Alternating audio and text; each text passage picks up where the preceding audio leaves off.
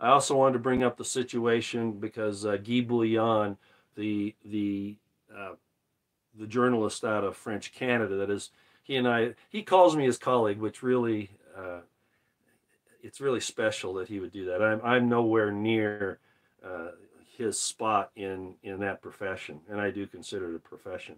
I'm a commentator. He's a real journalist, and but he calls me his colleague, and I really appreciate that. And Guy, if you're listening, I want to thank you.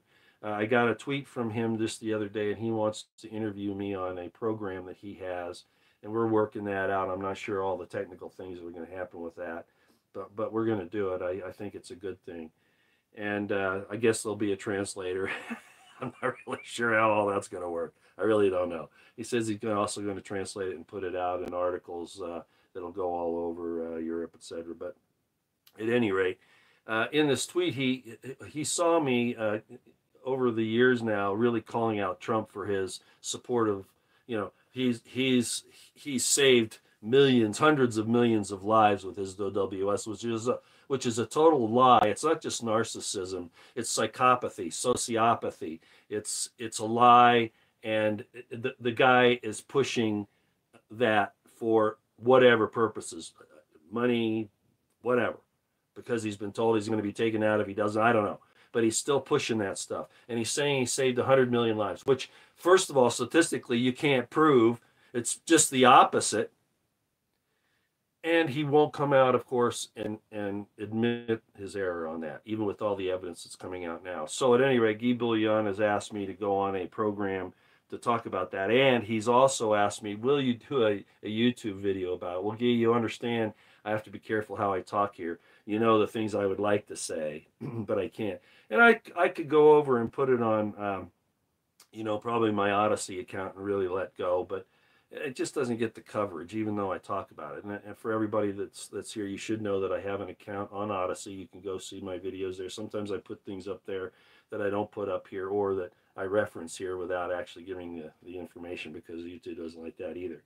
But you can go to odyssey.com. I'm on there at Royston Potter, so you can go there and see it.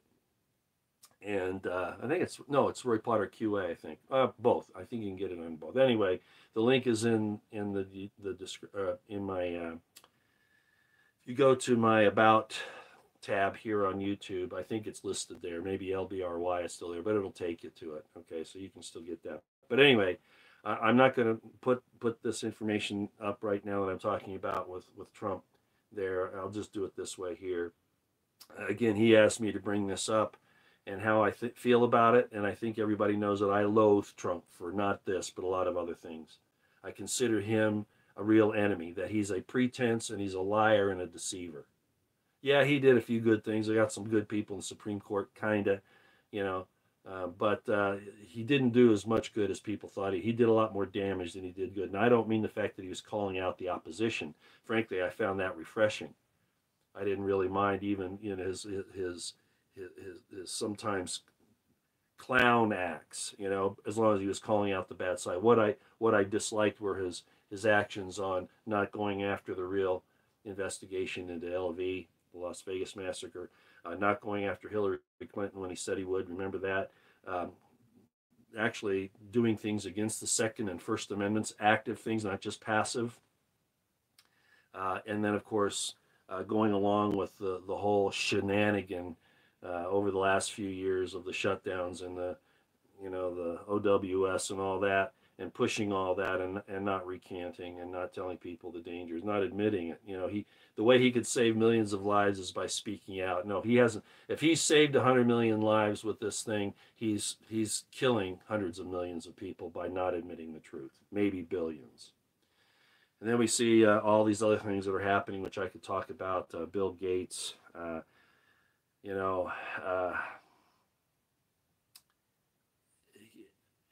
what he and Soros and Klaus Schwab and that entire group continue to do, it's just appalling.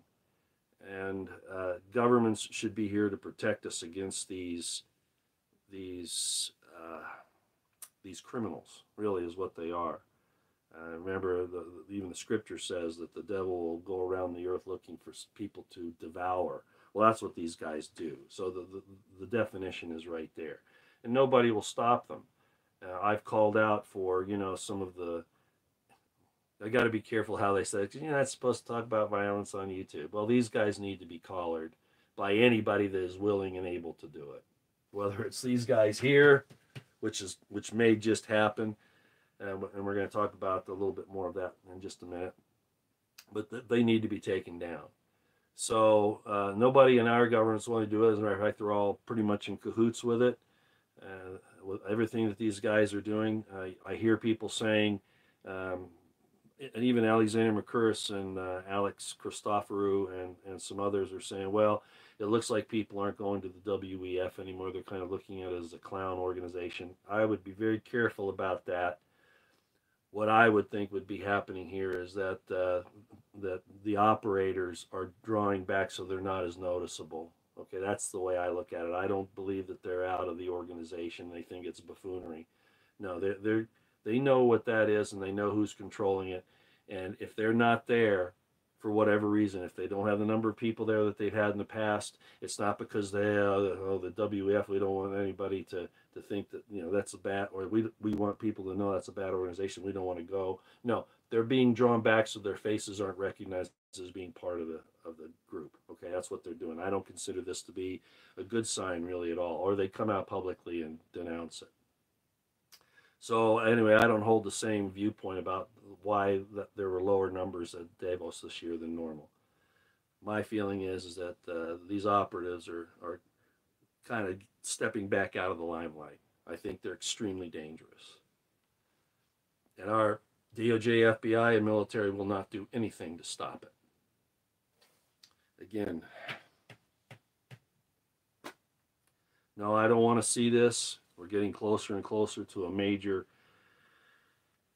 war, but that's what these idiots over here want, because like I said, if they can't have total control, they'll destroy everything, and I've warned about that for a long time.